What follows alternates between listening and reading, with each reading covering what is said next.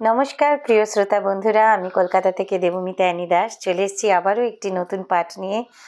গত লেখা পাঠে আমার প্রচুর ভিউজ হয়েছে, 4,21,000-এ দাঁড়িয়েছি।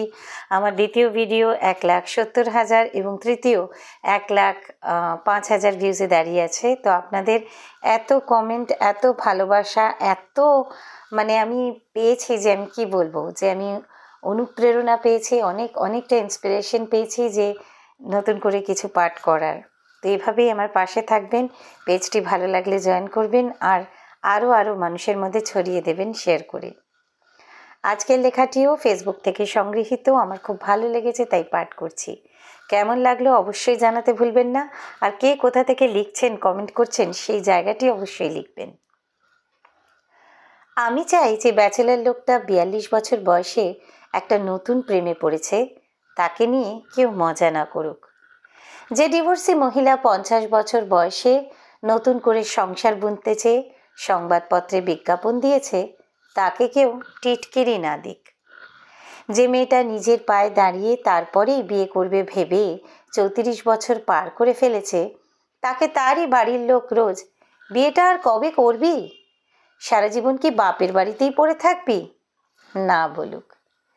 যে 45 ছুঁই মহিলা নিজের 18 বছর বয়সী মেয়ের সাথে পাহাড়ে ঘুরতে গিয়ে ম্যাচিং জিন্স টপ পরে বেরিয়েছে, তাকে উদ্দেশ্য করে কেউ বুড়ির রস কম নয় না বলুক।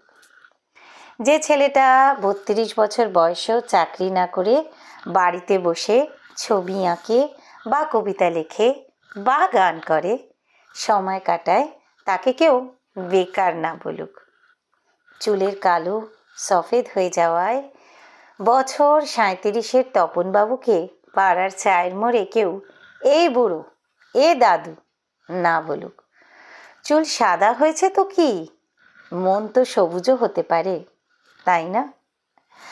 আমি চাই 58 বছর পার করার পরেও যে লোকটা নতুন স্বপ্ন দেখে রোজ, এভারেস্ট বেস ক্যাম্প, সামিট, যার পরের ট্রেক টার্গেট, তাকে কেউ বুড়ো হয়ে মরতে চলল এখনো খুঁড়োর শখ কম নয় না বলুক।